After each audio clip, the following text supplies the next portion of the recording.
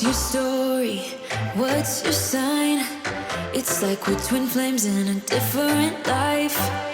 Deep connection lights a spark. It's like you know me in the depths of my heart. We're dreamers. Don't care what other people say. We're living like this could be our final day. We're dreamers. Don't care what the others say. We're doing this in our way.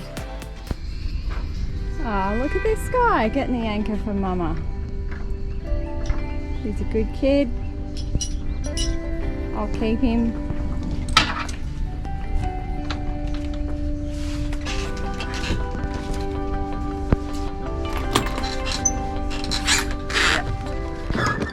In this episode, we make our way through the waterways between the Togean Islands.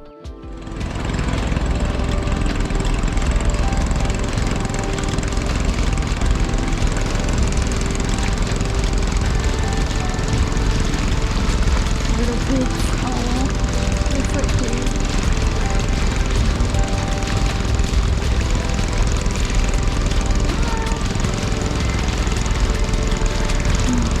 Oh, they're so cute.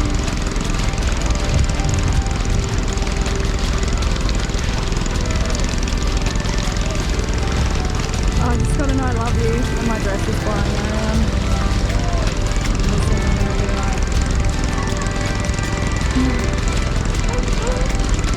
Seems like guy in the house is like, hey, I love you. Yeah.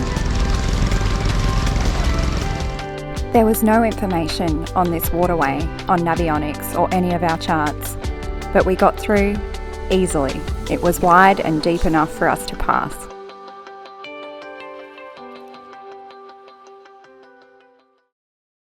The Bajau people are a semi-nomadic group who for hundreds of years lived aboard their boats roaming the waters of the Coral Triangle between Malaysia, Indonesia and the Philippines, rarely setting foot on land and thus earning them the name Sea Gypsies. The Bajau people are the world's largest remaining group of sea nomads, and they either live aboard their boats or in stilt homes built over the coral reefs and lagoons. Self-taught carpenters, they build their homes and boats without a single sketch, and their methods have been passed down from generation to generation.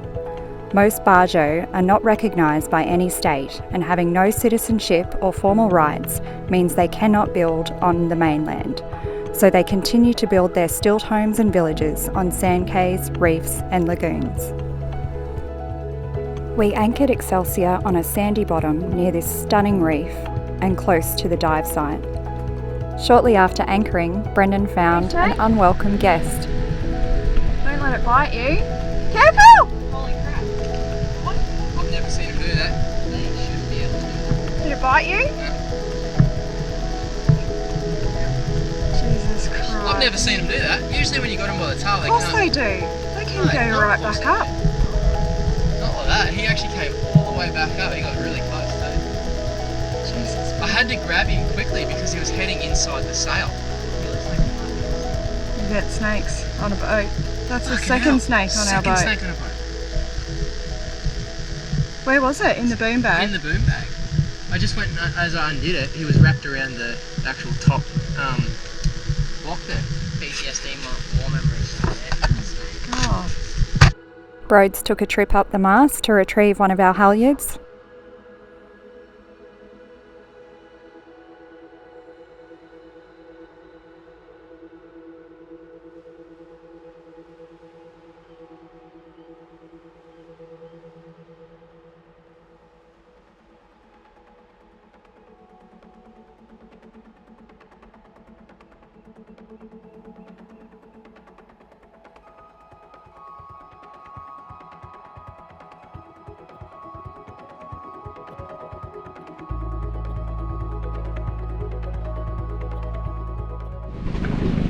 So here we are, we've just arrived in a place called Teluk Mogo, I think it is.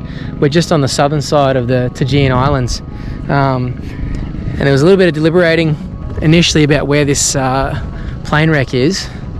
And we found it in the end. It was actually really quite cool. As we came out of the big river that you would have seen Sarah filming in. we popped out and we just saw a navionics mark. Someone had just marked a shipwreck, but when you actually click on it, it just said plane. So we came over and we found this big buoy, big floating white buoy. I think you can probably see it just there. And Sarah and I, with the sounder, we just went really close to the buoy and sort of ran our starboard hull over where we think the plane was, and no word of a lie, the plane showed up perfectly on our sounder, which we'll show you a photo of that right now. So yeah, that was amazing. So what we're going to do is we're going to strap all our gear on, head over. Sarah and the kids are just going to sort of free dive around the top. I'm going to jump in with a scuba rig and go down and try and get as much footage and photos as I can of this plane. So it's exciting stuff. Don't know if I've told you the story of the plane though. It's a World War II B24 Liberator bomber. We'll give you the full rundown on that one shortly. Check that out, Waterspout. That's big. That is a really big waterspout, eh?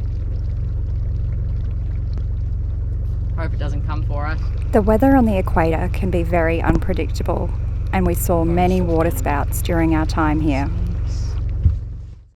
As soon as the weather cleared up, it was time to get in the water.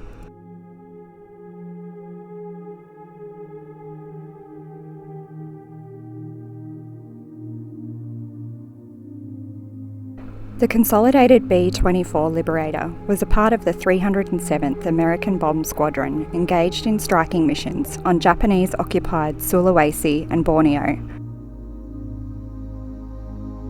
This aircraft suffered an engine failure and caught fire. As it was too far to return to Morotai, the decision was made to crash land. After skidding 50 metres, the aircraft came gliding to a halt on the sea's surface, and all 11 crew survived. The craft, however, lost its nose and 3 propellers, and she sank about 2 hours later, becoming the Togean's best wreck dive and new home to many corals and fish.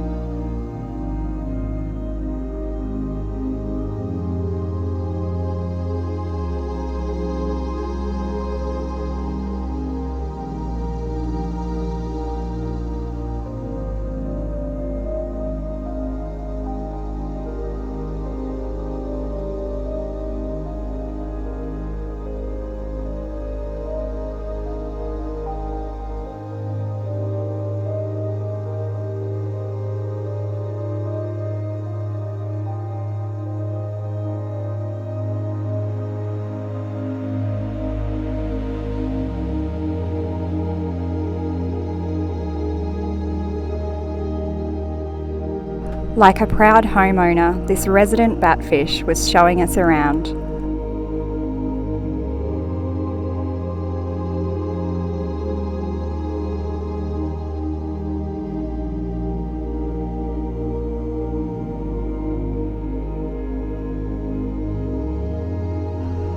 The kids and I stayed on the surface, but fortunately we were all able to dive deep enough to see the plane.